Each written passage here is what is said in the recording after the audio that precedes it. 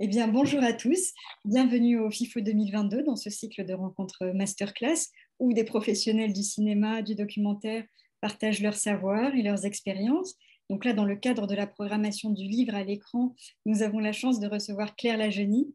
Cette masterclass est enregistrée à Paris. On aurait beaucoup aimé vous recevoir à Tahiti, mais j'espère que ça n'est que partie remise. Oui, Euh, à vous aussi. Donc Claire, voilà, vous êtes réalisatrice et productrice. Vous avez travaillé notamment pour Envoyé spécial, Déraciné des ailes, Zone interdite. Vous cultivez la proximité de l'humain. Et la question des marginaux, des laissés pour compte, fait partie de vos thèmes de prédilection. Vous avez donc réalisé ce documentaire Femmes invisibles survivre dans la rue. C'est un film que le public du FIFO aura le plaisir de découvrir sur la plateforme numérique. Ça sera en accès libre du 5 au 13 février. Ce documentaire, Femmes invisibles, vous en avez tiré un témoignage, un livre qui s'appelle Sur la route des invisibles. Et puis ce livre a ensuite été adapté au cinéma avec Les Invisibles qui a été réalisé par Louis-Julien Petit. Vous en avez signé le scénario. C'est un film avec Corinne Massiero, Noémie Lvovsky, Audrey Lamy et des femmes qui vivaient dans la rue. Et ce film a été vu par plus d'1 million de spectateurs. Ces invisibles, vous les avez donc rendus visibles. Donc avant de revenir sur le parcours de cette œuvre-là, qui va du documentaire au film de fiction en passant par le livre, on va parler un petit peu de vous et apprendre à vous connaître, savoir déjà comment est-ce que vous êtes arrivé au documentaire. Oh là là, alors depuis que je suis petite, effectivement, j'ai envie de raconter des histoires. Le journalisme voilà, est vraiment mon ADN. Je suis rentrée à l'agence CAPA il y a presque 17-18 ans, qui est une grosse agence de presse qui forme beaucoup de journalisme. Et donc, je suis rentrée au départ, au début de ma carrière, où j'ai effectivement démarré par Envoyé spécial, le syndrome des bébés secoués, pas mal de documentaires au sein de services hospitaliers qui travaillent auprès de la petite enfance. Et puis petit à petit, naturellement, je me suis retrouvée à réaliser des films plutôt assez lourds sur des grands thèmes de société qui me passionnent. C'est toujours essayer d'éclairer le monde autrement, en racontant des histoires, en essayant de trouver des visages qui racontent ces thématiques. Voilà, moi j'aime les gens et j'aime voilà, le documentaire naturellement.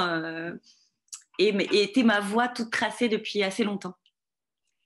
Donc, la genèse de ce travail sur les femmes sans abri, quand est-ce qu'elle a commencé? Quand est-ce que vous avez commencé à poser votre regard sur les femmes qui vivent dans la rue?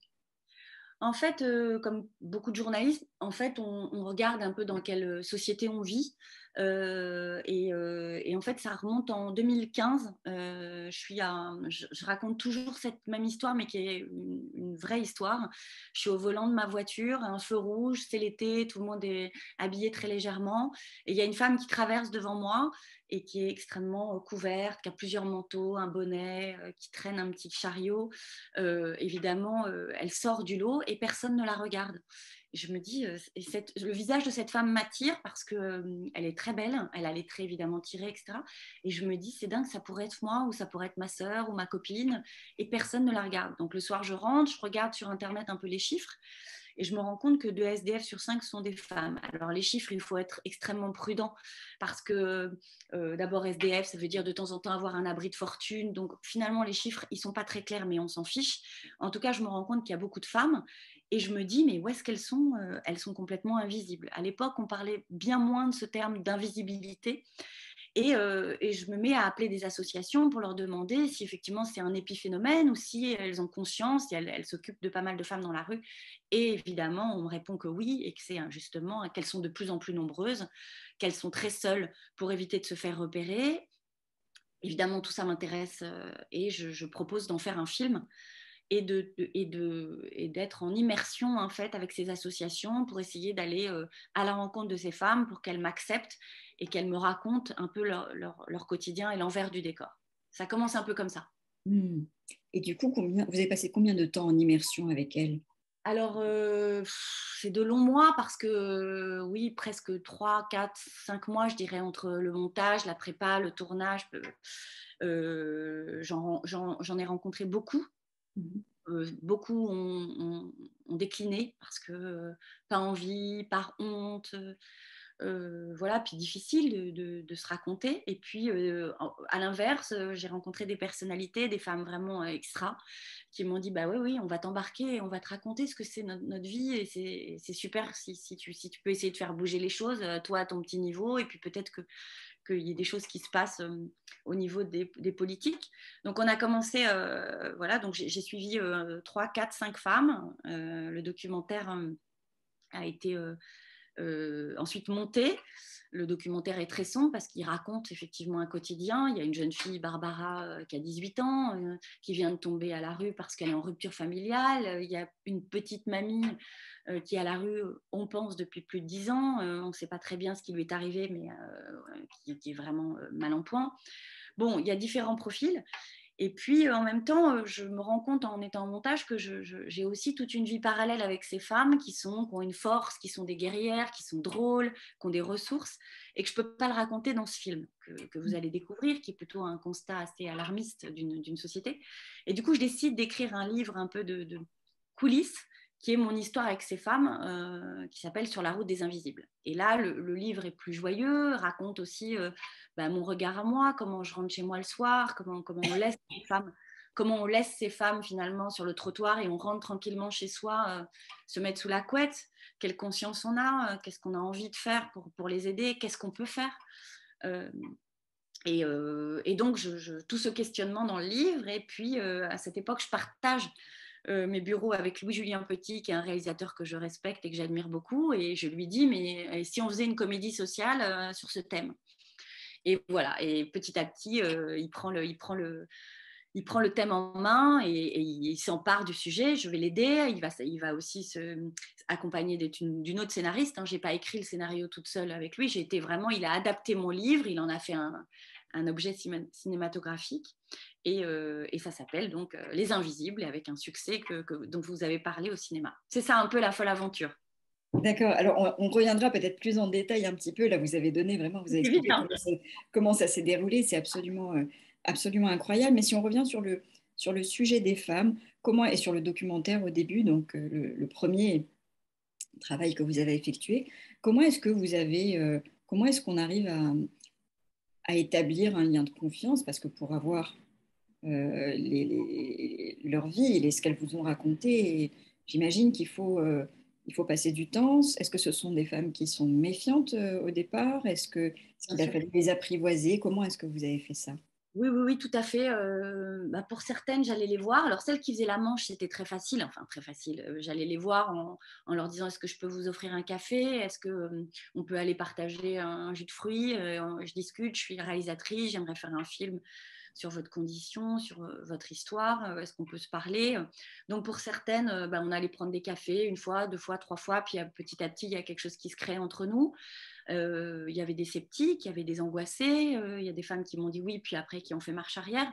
Ça a été un long travail d'approche que j'ai décidé de faire seule, finalement pas tellement épaulée par des associations, parce que j'avais vraiment envie que ces femmes comprennent que c'était mon envie personnelle. J'ai pas joué à la SDF du tout, c'est-à-dire je suis pas restée dans la rue avec elles, même si j'ai beaucoup été dans la rue. Je leur ai expliqué que je voulais pas, voilà, j'avais envie de rentrer en contact et qu'elle m'embarque. Donc assez vite, j'ai vu celles qui avaient envie de rentrer dans l'expérience et puis qui avaient besoin de parler, et celles qui n'étaient pas capables de parler. Donc j'expliquais à chacune que celle qui avait la force et oser en parler allait servir pour toutes les autres. Donc voilà, ça a été petit à petit des négociations, des petits moments de café, des rencontres. Voilà, j'allais aux endroits où elles prenaient des soupes chaudes, j'allais aux endroits où elles allaient prendre une douche. Voilà, c'était comme ça au départ. Ça a été vraiment essayer de trouver un peu les endroits où elles puissent se poser pour qu'on prenne un peu de temps et qu'on avance ensemble. Est-ce que vous avez eu l'impression, parce que cette question du regard, elle est très très importante, est-ce que vous avez eu l'impression que vous avez appris vous-même à les voir? Bien sûr, complètement. J'ai quelques images qui me viennent. Barbara, dans ce film, elle dort dans un parking souterrain sous les Galeries Lafayette, grand magasin parisien très chic, boulevard Haussmann. Et quand on descend pour aller chercher sa voiture, au moins 1, moins 2, il y a encore plein de voitures, mais au moins 8, moins 10, il n'y a plus personne. Et puis il y a une petite jeune fille sur un matelas avec son chien qui dort là toutes les nuits. quand les veilleurs de nuit veulent bien l'accepter parce qu'ils se rendent bien compte que ce n'était pas facile pour elles. Je ne vais plus jamais dans les parkings souterrains, pareil. Je pense forcément à elles. Pareil, j'ai beaucoup traîné dans l'entrée des parkings parce qu'elles sont beaucoup dans les parkings souterrains et dans les gares. Je ne vais plus jamais prendre un train sans en rencontrer une et sans les voir. Je les vois partout. Euh, je me suis fait enjamber avec ces femmes, avec des gens qui allaient payer leur ticket de parking. Oui, on se rend compte qu'on ne les regarde pas. Moi, mon vrai désir dans mon travail de réalisation, c'était regarder-les. Déjà, le fait de les regarder, c'est déjà quelque chose. Donc voilà, ça a été ça les prémices un peu. Ça, je peux vous dire que c'est vrai, parce que moi, après avoir vu Les Invisibles, j'ai eu l'impression que mes yeux s'étaient ouverts tout à coup. Oui. Et en effet, on ne peut plus ne plus les voir ensuite. C'est ça. Et ça leur fait du bien. Elles le disent elles-mêmes d'ailleurs. Effectivement, ne pas détourner le regard, c'est déjà beaucoup parce que on a besoin qu'on nous regarde. C'est pas juste de nous donner une pièce ou nous donner à manger. Effectivement, c'est la dignité et le respect de l'autre. Ça commence par là. Qu'est-ce que vous avez découvert auprès d'elles que vous ignoriez? Alors, j'ai découvert qu'il n'y avait pas beaucoup d'endroits pour elles. Ça a été vraiment...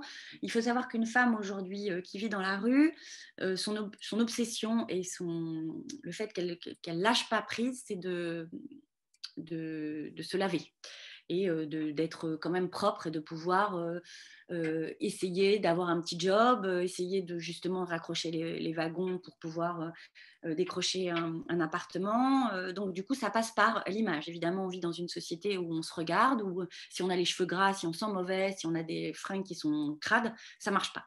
Donc il faut qu'elle s'accroche à ça. C'est très compliqué aujourd'hui de prendre une douche dans Paris parce qu'il y a les bains-douches municipaux, mais qui sont ouverts entre telle heure et telle heure.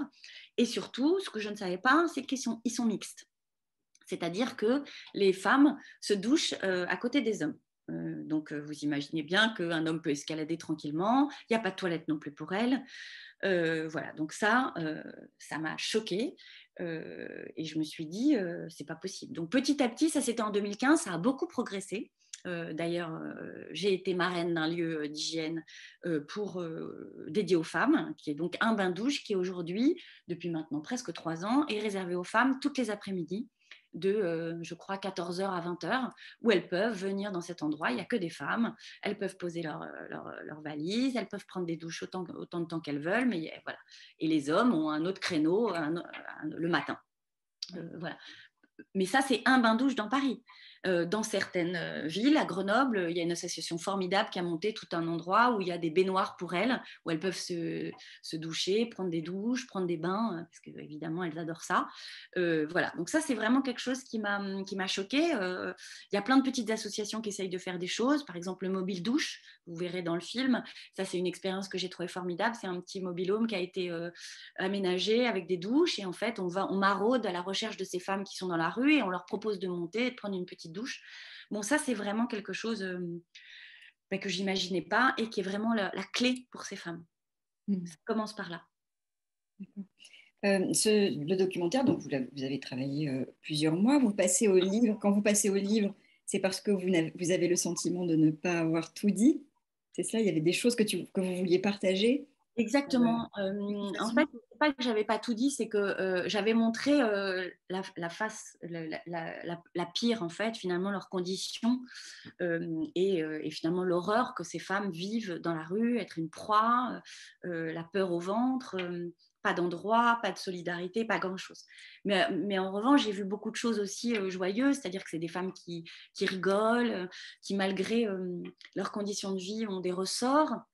C'est des femmes qui, selon moi, peuvent rebondir assez vite si on leur tend la main, si on leur met un peu tout un dispositif. C'est pas parce qu'on passe 1 ou 2 ans dans la rue que votre vie est foutue à jamais. La preuve, moi, j'ai plein d'histoires formidables de femmes qui sont remontées et qui ont réussi à s'en sortir. Donc, j'avais envie d'être un peu cette petite touche un peu d'optimiste qui montrait que c'était des femmes aussi comme les autres et que différents parcours. Donc oui, le livre, c'était envie de raconter autre chose. Et qu'est-ce que le livre a apporté finalement, en plus à ce corpus qui était au départ constitué d'un documentaire? Une légèreté, c'est-à-dire que je pense que les gens aussi ont pu voir, et puis surtout c'est le film de Louis-Julien Petit, c'est-à-dire que le livre, tout d'un coup, est adapté au cinéma, que c'est une comédie, qu'on fait plus d'1,2 million d'entrées, et que finalement, on peut mettre ces femmes en lumière sans culpabiliser le téléspectateur. C'est-à-dire qu'en fait, on ne demande pas de l'argent, on ne vous dit pas regardez, vous ne regardez pas ces femmes, c'est terrible, mais on dit regardez, elles sont drôles, et du coup, vous n'avez pas envie de faire un truc, quelque chose. Et effectivement, les pouvoirs publics ont vu ce film au cinéma et se sont dit tiens, c'est vrai qu'il y a quelque chose à faire, et du coup des lieux ont ouvert. Anne Hidalgo, sans la citer, elle et plein d'autres ont ouvert des lieux pour les femmes à la mairie de Paris, dans des mairies, et donc voilà, ça fait des émules et ça marche. Et je pense que la comédie et ce côté, effectivement, le livre a donné cette petite souplesse, alors que le documentaire était plus sombre. C'est aussi une façon où vous les avez humanisés de 3 façons différentes, c'est-à-dire d'abord avec le documentaire, puis avec le livre, et enfin avec la fiction, qui était C'est ça. qui avait des ressorts. C'est ça, on a vu des visages différents. Louis Julien, il a fait jouer des femmes, des vraies femmes dont le parcours avait été chaotique, mais qui étaient toutes stabilisées, mais qui avaient connu effectivement ces moments un peu douloureux dans leur vie. Donc on était dans une vérité, mais une vérité qui n'était pas dans la culpabilité, qui était on a envie de s'en sortir, il suffit de nous tendre un peu la main, il suffit qu'il y ait des assos, il suffit qu'on ait des lieux où on peut se laver, on peut s'habiller, des gens qui nous font des trainings, on a des ressources, tiens, moi je sais bricoler, moi je sais faire ça, on peut s'entraider. Et du coup, voilà, c'est optimiste. C'est optimiste. Alors si on parle un petit peu de la mécanique de tout ça, de l'adaptation, quel a été votre défi en tant que scénariste? Vous avez travaillé avec vous étiez co-scénariste. Quel a été le défi de cette adaptation? Rester le plus vrai possible. C'est-à-dire à partir du moment où c'est de la comédie, de pas. Moi, Louis Julien, il est allé lui aussi s'infiltrer, découvrir cet univers de la rue que moi je connaissais bien. Il fallait qu'il découvre cet univers. Et moi, je lui ai toujours dit voilà, attention, il faut que ce soit vrai, quoi. Il faut pas que ça sonne faux. Il faut pas grossir les traits. Il faut pas. Moi, je supporte pas quand je vois des SDF en haillons. Je trouve que c'est la caricature. Aujourd'hui, une femme qui est dans la rue, elle n'est pas forcément comme ça. Moi, j'en connais qui tous les matins prennent le métro extrêmement chic, avec du rouge à lèvres. Elles dorment dans la rue et vous ne pouvez même pas imaginer qu'elles sont SDF. Donc, c'est ça aussi la réalité des femmes SDF. Donc, moi, je voulais que ça reste le plus vrai d'une des réalités que j'avais connues. Donc, j'ai beaucoup travaillé avec le Julien pour que voilà, ce soit des scènes qui existaient. Il y a beaucoup de scènes dans le film qui sont des scènes que j'ai vécues en tournage, des vraies scènes. Voilà. Et ça, c'était essentiel. Donc, il y avait plein de petits. Il m'a fait beaucoup parler. On a beaucoup travaillé ensemble sur des choses que j'avais ni écrites dans le livre et sur des choses que j'avais pas non plus montrées dans mon documentaire. Et en fait, il s'est servi de ce que j'avais vécu pour en faire un personnage au cinéma. Ça, c'était génial. Bah oui, c'est formidable. Est-ce que c'est pour ça aussi que vous avez choisi d'avoir des vraies femmes sans-abri qui ont joué dans le film et que les actrices avaient les rôles plutôt des accompagnantes et de celles qui travaillaient dans les associations, dans les services sociaux? Alors ça, c'est plus le travail de Louis-Julien Petit. Moi, je n'avais pas grand-chose à dire. Hein. C'était vraiment, ça, c'est son travail de réalisateur. Mais évidemment, je pense que oui, c'était important. Il a tellement su, avec beaucoup de dignité et de pudeur, oui, faire vraiment trouver les actrices comme ça et comment les actrices pouvaient jouer avec des non-actrices. Enfin, c'est ce qui fait vraiment cette originalité du film. Mais ça, c'est vraiment son idée. Est-ce que vous avez réfléchi, enfin j'imagine que oui, mais comment est-ce que la tonalité, vous l'avez dit un petit peu, est-ce qu'on peut y aller un peu plus en détail, comment est-ce que la tonalité a évolué entre le documentaire et le film de fiction? Comment est-ce que se fait ce chemin d'évolution du ton que vous donnez au film? En fait, je crois que ça tombe à une période où finalement, on ouvre les yeux. On ouvre les yeux sur. Alors, il y a la parole de la femme qui se libère, évidemment. Ça tombe aussi dans cette période du MeToo, de plein de choses qui font que les femmes, tout d'un coup, il faut les écouter un peu plus. Et aussi la femme de la rue, quoi. Donc, le travail arrive à ce moment où les choses bougent, les consciences se réveillent. Et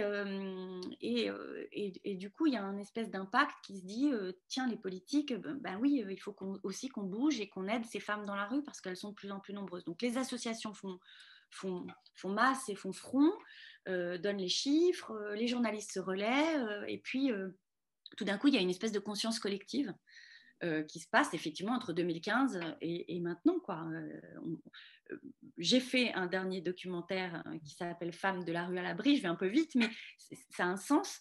C'est-à-dire que du coup, j'ai vu vraiment des lieux s'ouvrir pour ces femmes, alors qu'en 2015, ça n'existait pas. Et donc, j'ai eu envie de mettre ma caméra à nouveau dans ces lieux pour voir si justement, une fois qu'elles étaient dans des lieux entre elles, c'était bien. Alors, c'est pas magique non plus, mais en tout cas, c'est quand même une marche qu'on monte et je trouve ça juste formidable qu'on puisse tous, chacun avec tout notre petit niveau, faire un peu bouger les lignes et que les gens les regardent surtout. Alors en effet, c'est intéressant ce film, l'impact du film. Finalement, le film, la fiction a eu plus d'impact que le documentaire. Bah, forcément, oui, parce que déjà, le documentaire, il est vu sur France 5. Le documentaire avait très bien marché sur France 5, Prime Time, il a été rediffusé, multi-rediffusé. Il y a déjà un impact. Mais forcément, au cinéma, on traite de faits de société d'une autre façon. Et surtout, l'originalité, c'était de le traiter en comédie sociale. Et oui, ça, tout d'un coup, il y a un tilt. Il y a un tilt parce qu'on rit avec elle. On rit pas d'elle, on rit avec elle. Et il le dit souvent d'ailleurs, Louis Julien. Et ça, tout d'un coup, voilà, le grand public se rend compte qu'on ne se moque pas, mais qu'il y a quelque chose qu'il faut faire. Et tout d'un coup, il y a une émulation. Donc oui, ça c'est la force du cinéma, c'est magique. Avec le documentaire, avec le livre, avec le film, on ne touche pas le même public non plus. Non, tout à fait. Le Vous avez documentaire. rencontré vos différents publics. Quelles ont été les réactions que vous avez pu avoir et en quoi elles étaient différentes les unes des autres entre le doc, le livre et la fiction et le film de cinéma? Alors là, maintenant, moi, j'arrive plus trop à faire la dissociation parce que pour moi, c'est devenu un tout.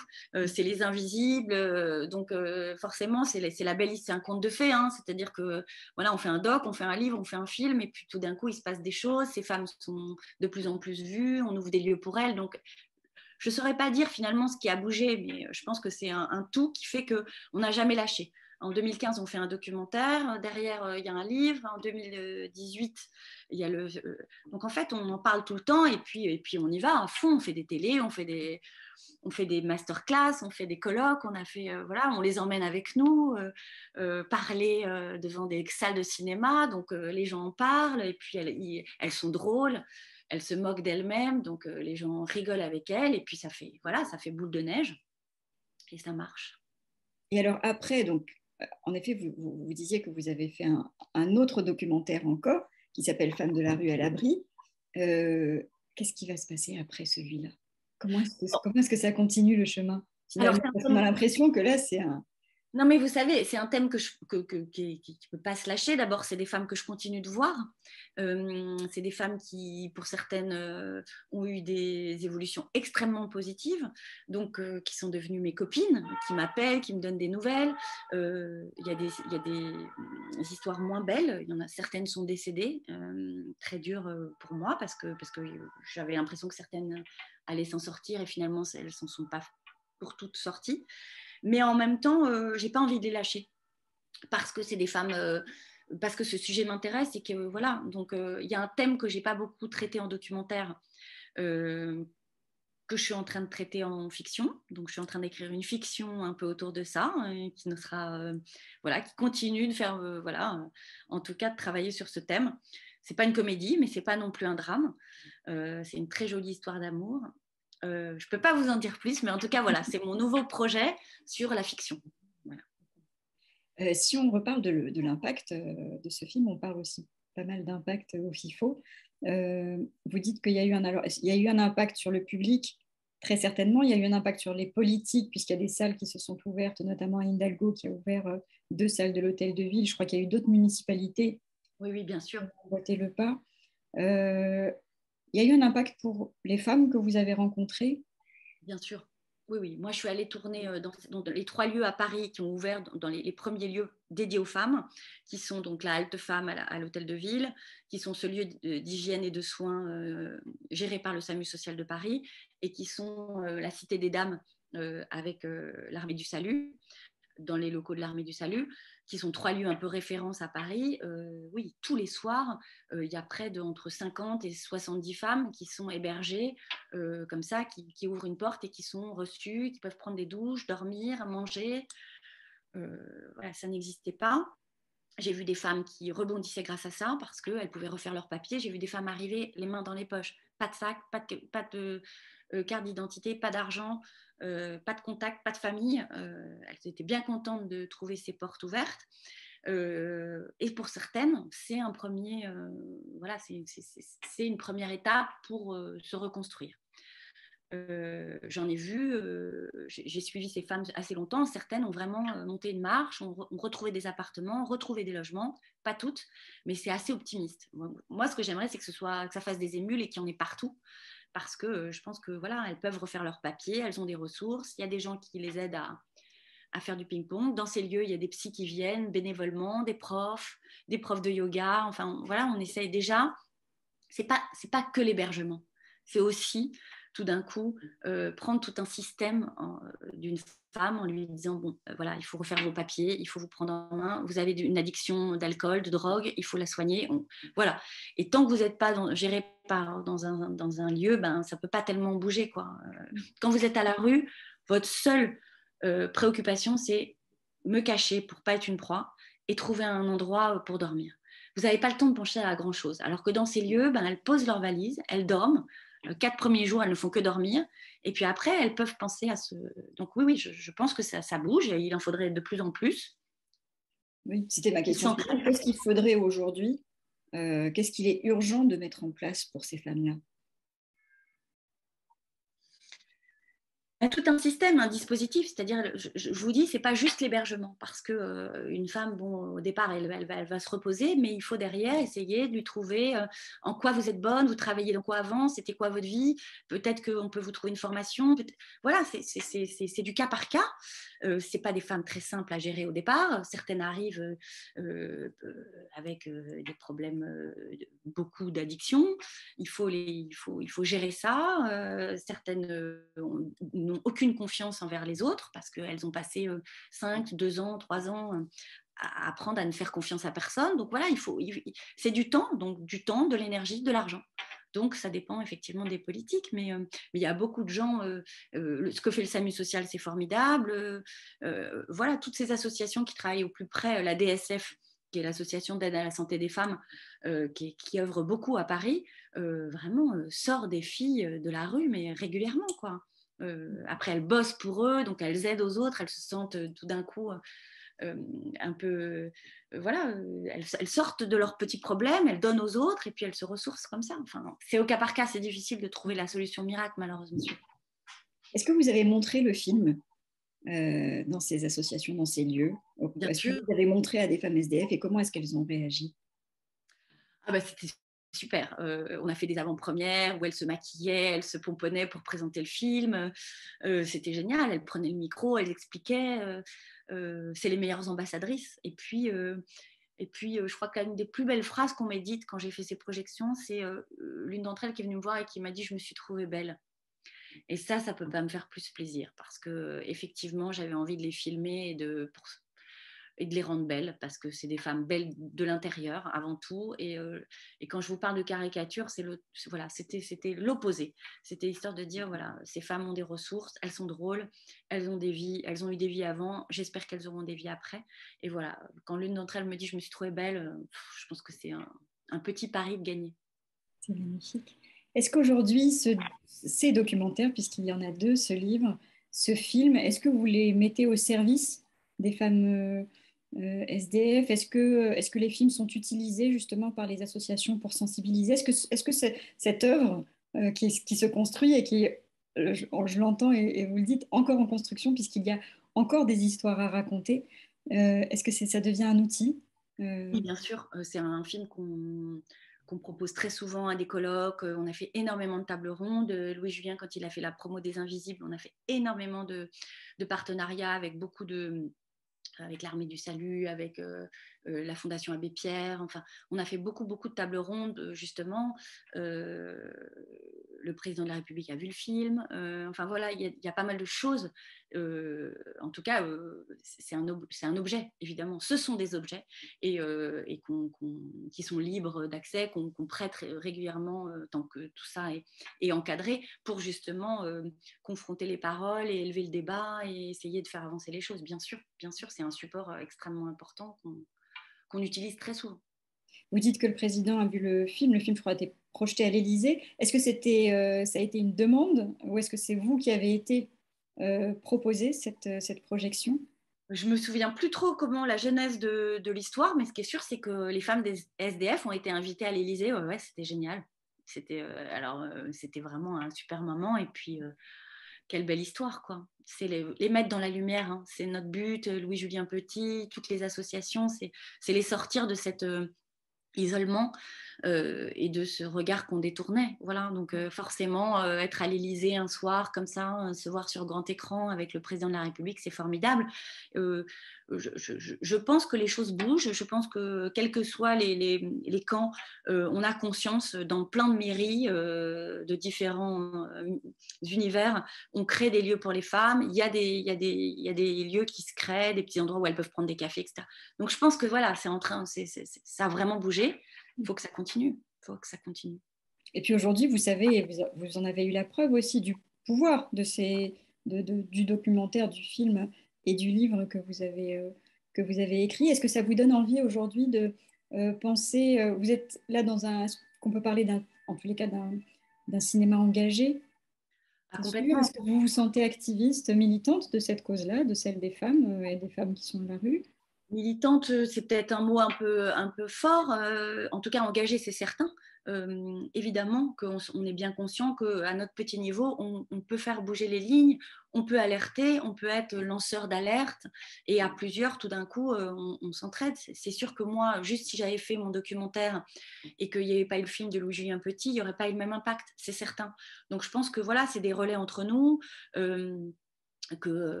Que voilà, dès qu'on peut, on fait des plateaux, on essaye de les mettre en avant, de les emmener pour qu'elles parlent, parce qu'elles parlent très bien.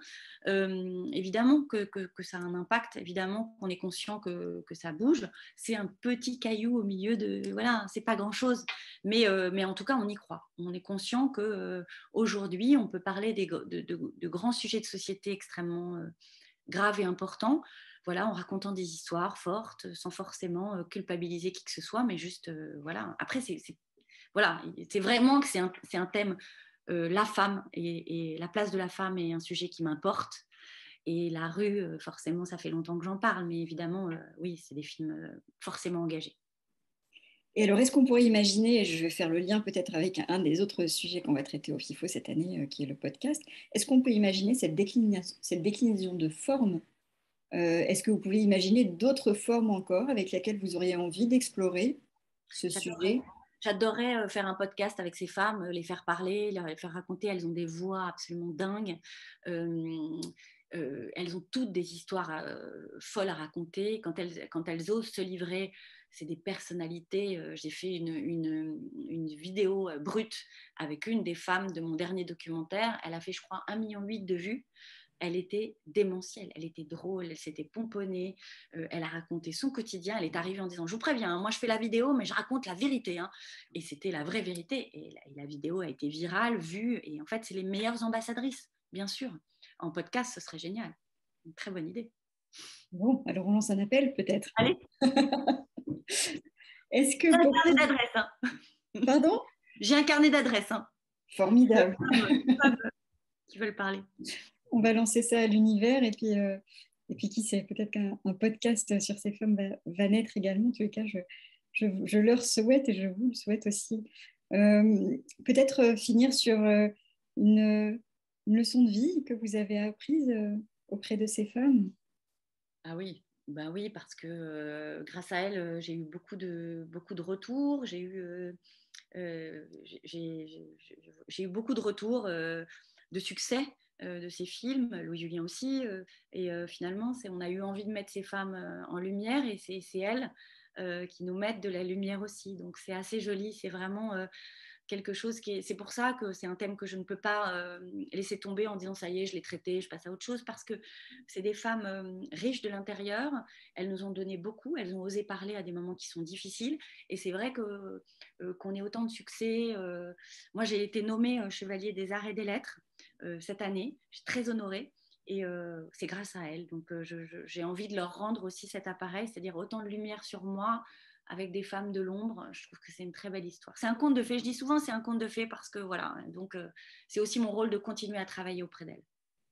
Bien, moi, je voudrais vous remercier parce que ce film a eu un impact sur moi, vraiment, clairement. Ça a changé, je crois que ça a vraiment changé pour toujours la façon en tous les cas, une fois qu'on a vu, que ce soit le documentaire et le film, on ne peut plus détourner le regard. Et donc là, en ça, je crois que vous avez vraiment réussi. Donc, j'invite tous les spectateurs du FIFO à voir le documentaire Femmes invisibles, survivre dans la rue, qui va être sur la plateforme du FIFO, à voir le film quand ils le pourront, quand il sera diffusé. On va attendre le prochain. Oui, oui, oui, bien sûr. Je vous tiendrai au courant. Et je suis ravie, en tout cas, que les gens à Tahiti puissent voir ce film, que ça aille vraiment, que ce film ait une vie vraiment loin de la France, en dehors des frontières, parce que je sais que c'est un problème universel, malheureusement, que dans beaucoup de villes et dans beaucoup de pays, il y a des femmes SDF, il y a des SDF, il y a des enfants aussi. Je sais que, et si ça peut aussi changer le regard encore plus loin qu'en France, je trouve ça extra. Génial. Donc, merci pour cette invitation. Merci à vous. Vous pourrez voir et revoir cette masterclass sur le site web fifotahiti.com et on vous dit à très bientôt. Merci infiniment. À bientôt.